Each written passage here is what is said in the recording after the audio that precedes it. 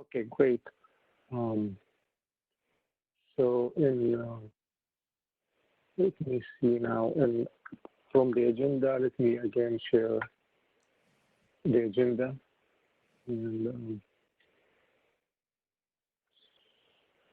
or we could go directly into the into session 2. So the first presenter will be Christian, and he will talk about compute services requirements for the climate impact community using C4I. So I was also interested in hearing more about requirements and from the user perspective. This will give us some insight into this. And let me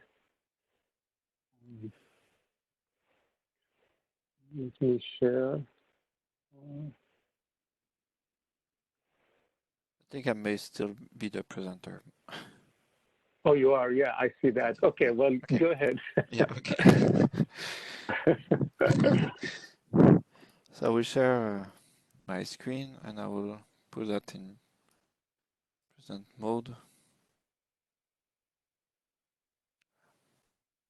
Everybody can see? Yes. Okay. So presentation is about compute services requirements for the climate impact community using climate for impact. So this presentation has been mostly set up by Wim Somdersurf, Martin Piger, and Janet Bessembinder from KNMI. So it's a contribution for, this work is a contribution for many people within the IS-ENES-3. So I'll move to the next one. So I'll do a short overview of the Climate for Impact platform, talk about some coordination with other projects, and summarize what is planned for developments within the IS-ENES-3 project. After that, I'll talk about user engagement, so some requirements and use case example. And I'll summarize at the end with the improvement and needs from compute and analytics to support this platform. So the current status is that so we have still version 1 of the Climate for Impact. So it's we can access CMIP6 data, so it's findable. It can be processed using WPS processes like IC-CLIM subsetting. We had a hardware failure in October 2018, so we had a long downtime at this time. It was hosted at KNMI, so it was moved at that time to AWS, and then it will be soon moved to Surf-Sara in the Netherlands. So the platform, we can deploy it on different architecture. It's currently to access CMIP5 data mostly. It's using MyProxy. It was using MyProxy. Now it has been replaced by OAuth2 with certificates. For now, the average is 2,100 unique users each month from the statistics. And we have two screenshots here, on the left the search and on the right the visualization of data. So an example use case is calculating summer days. So it's done in several steps. So this is still the version 1 of Climate for Impact. So we are developing a new version that we'll talk about later. So in this version 1, so the aim is to calculate, for example, the number of days where the maximum temperature is above 25. So this is a standard NDC. We want to do that using a specific experiment, a specific model, for example. So those are the steps we need to do, the user will need to do to get to answer this question. So the user will need to sign in to search and select different parameters, so the model, the variable, the time frequency, and so on, and select a file from the dataset and add it to the basket. When you look at that, you see that it's still a file-based approach, which is not necessarily the best for users. And then the second step would be to go to the processing and select simple, I think meant simple indicator calculations. And then you select the climate indice you want. So this was summer days. And then you start processing. And then you finally get the output on the whole grid of the selected files. So from this output, we can do further calculation. For example, we go to processing and polygon overlay. And then we can, with this polygon overlay, we can process our output got from the last calculations. And then at the end, we can get this kind of map where we have per country the results of the calculation. So this is an example of how we would interact with the platform with backend services to answer one question. So to summarize the use case, we used the daily maximum temperature. From that, we computed summer days, and then we got summer days per country. So this is an example of how we end users or impact researcher would use a Climate for Impact platform. But there are several issues with this kind of use case, how the user interact with the platform. One of the issues also is that all those calculations up to now were performed on the Climate for Impact server itself. So it's we have scalability problems. So one of the solutions is to delegate calculations elsewhere. There's one project called H2020 there that will end at the end of 2020 that will develop where in this project we develop a flexible backend to hide the heterogeneity and the complexity of computational backends, and it will use an API, and it will be able to fetch directly data from the ESGF and also use EU data services to store the results.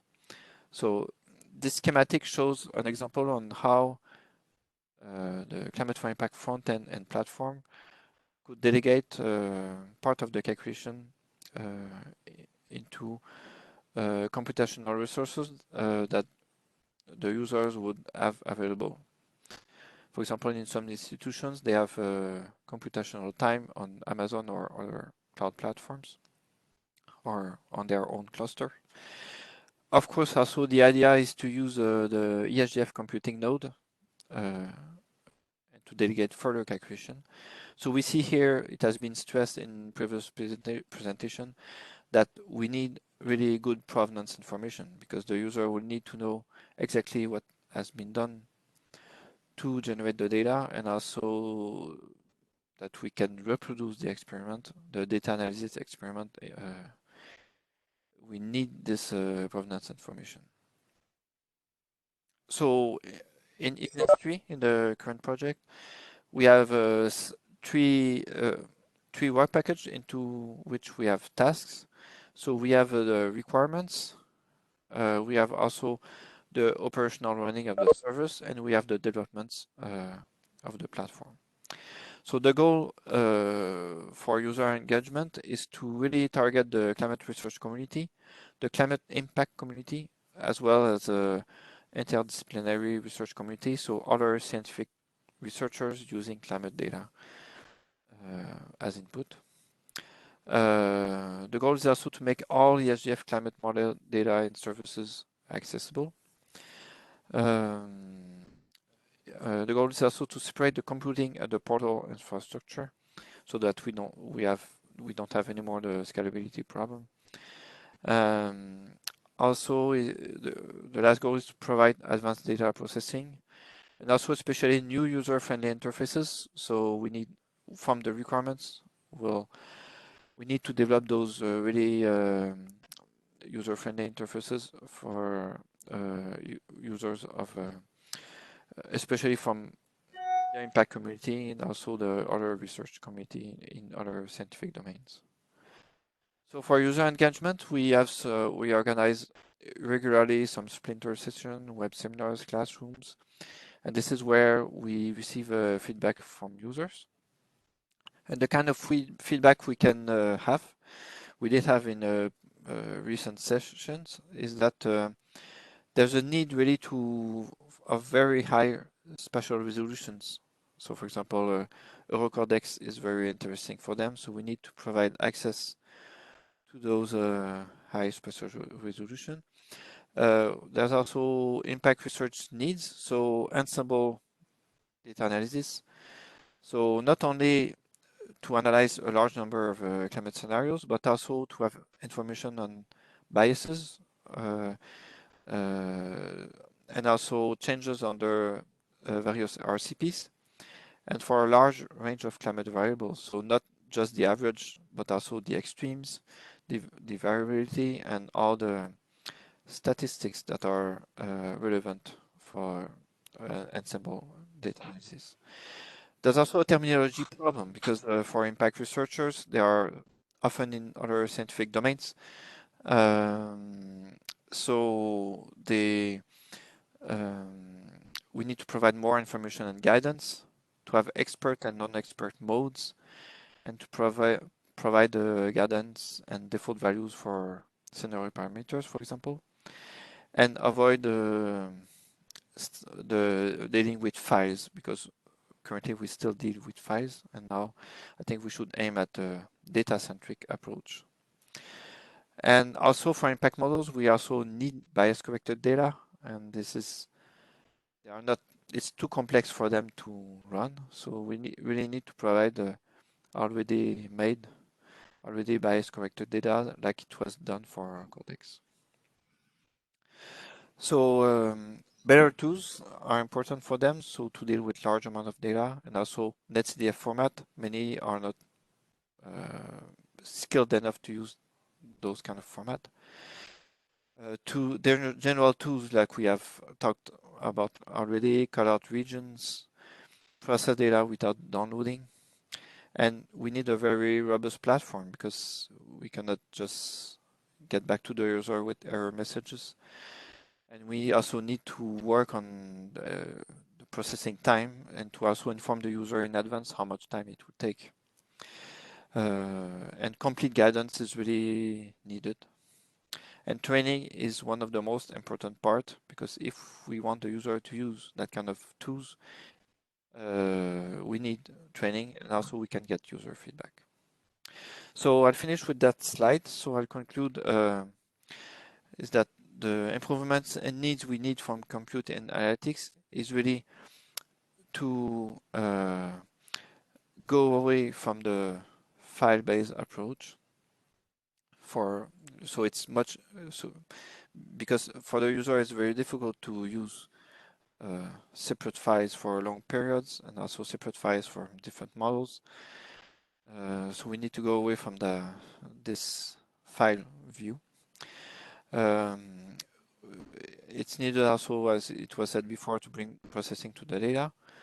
And provenance information, as I said earlier, is very important for data reproducibility, especially as we delegate calculations.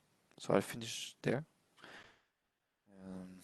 I'll await your question at the end of the session.